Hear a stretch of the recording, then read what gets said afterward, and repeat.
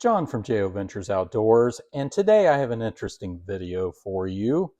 A few weeks ago, I did some videos here recently, of course, that had some of my leather work in it, some slips and things like that. For, of course, the Elk Ridge Small Stockman. I made a leather slip for it, for that traveling knife. Also made a sheath for the recent traveling knife. You saw that in my last video.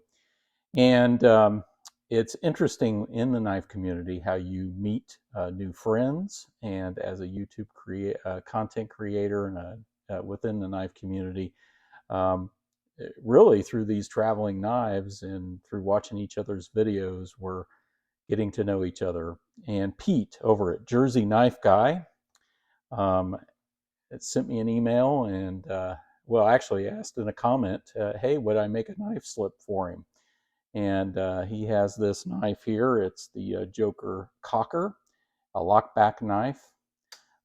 Really beautiful knife, by the way. Bone handles, about a little over a 3-inch blade. Really beautiful. I'll let him say more about it. He's got some good videos on it on his channel. And I'll put a link to his channel down below. He's just a super nice guy. I've really enjoyed getting to know Pete over at Jersey Knife Guy. And so he asked me if I would make a slip for his Joker Cocker. And so I did. Um, he sent me the knife and I worked on it, and I made a couple leather slips for him. I made this one, which you can see it's got some light stamping on it. This particular leather didn't take the stamping all that well for some reason, but I think it still looks really cool. Put this leather lanyard with a bead on there for him. It is actually wet molded. So that means that when it's still fairly wet from the dye, I'll actually stick the knife in there and mold it to the slip. As you can see, it's got good retention. It's not going to come out of there, I don't think. These leather does stretch a little bit over time, but this is pretty well fitted to this knife. You can see there, it's got some retention.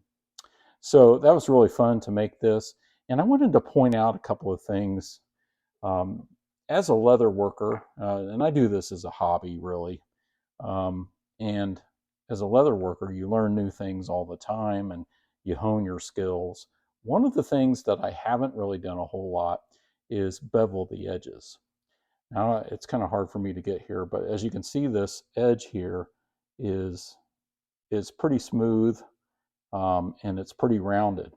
So when you're working the leather before you burnish it, you actually burnish it with this tool right here, a little bit of water and sometimes some beeswax to smooth the edges and seal them off, because otherwise they'll be exposed to moisture and that sort of thing. Before doing that, it's good to come along the edges with this tool right here and just take off the edges. It's called an edge beveler, and you do that on both sides that are exposed, and it will actually help with the burnishing of the leather. And so, Pete, I tried that on this one and it worked pretty decently. So I'm going to start using the edge beveler a little more on my projects.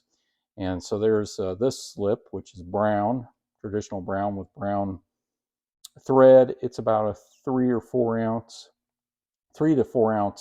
leather is what I used for that. And then I took some thinner leather and I made this other sheath for him, which is also wet molded, as my tools try to run away. And it slips right in.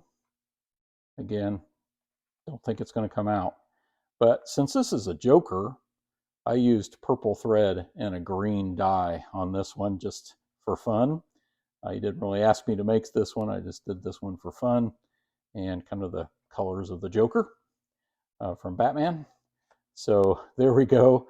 There's the Joker colored one, green with purple thread. A couple other projects I've been working on recently for my Farmer X. I made a wet molded sheath that goes on your belt, and this is just a friction sheath, and that goes right in there.